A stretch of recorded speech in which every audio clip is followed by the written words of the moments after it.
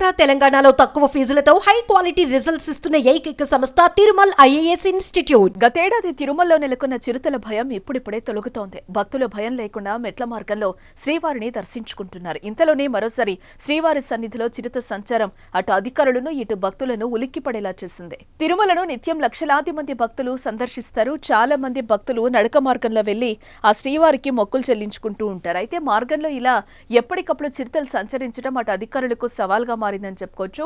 ఈసారి శ్రీవారి మెట్టు ప్రాంతాల్లో చిరుత సంచరిస్తున్న దృశ్యాలు సీసీ కెమెరాలు రికార్డ్ అయ్యాయి. ఆ మార్గంలో చిరుతను చూసి వీధి కుక్కలు అరవగా వాటిని చిరుత వెంటాడడం ఈ వీడియోలో కనిపిస్తోంది. కంట్రోల్ రూమ్ ప్రధాన మార్గంలో కొద్దిసేపు తచ్చాడింది.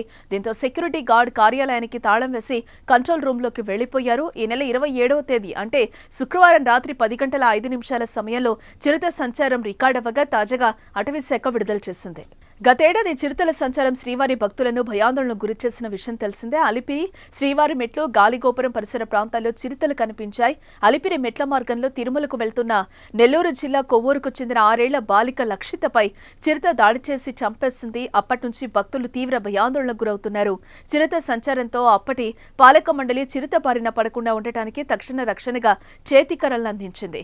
నడక మార్గంలో వెళ్లేవారు చేతికర్రలను తీసుకుని మెట్లెక్కేవారు. మరోవైపు వాటి కదలికలను ఎప్పటికప్పుడు గుర్తించడానికి సుమారు 500 సీసీ కెమెరాలు ఏర్పాటు చేశారు. ఈ సీసీ కెమెరాలు రికార్డైన దృశ్యాల ఆధారంగా అలిపిరి నుంచి గాలిగోపురం, శ్రీలక్ష్మీ నరసింహస్వామి ఆలయం, 38వ మలుపు, శ్రీ వెంకటేశ్వర విశ్వవిద్యాలయం క్యాంపస్ సహా మొత్తం 7 చోట్ల చిరుతల సంచారాన్ని అప్పట్లో గుర్తించారు. ఇప్పుడిప్పుడే భయం పోతోంది. అయితే మళ్లీ చిరుత కనిపించడంతో భక్తులు ఆందోళనకు గురవుతున్నారు.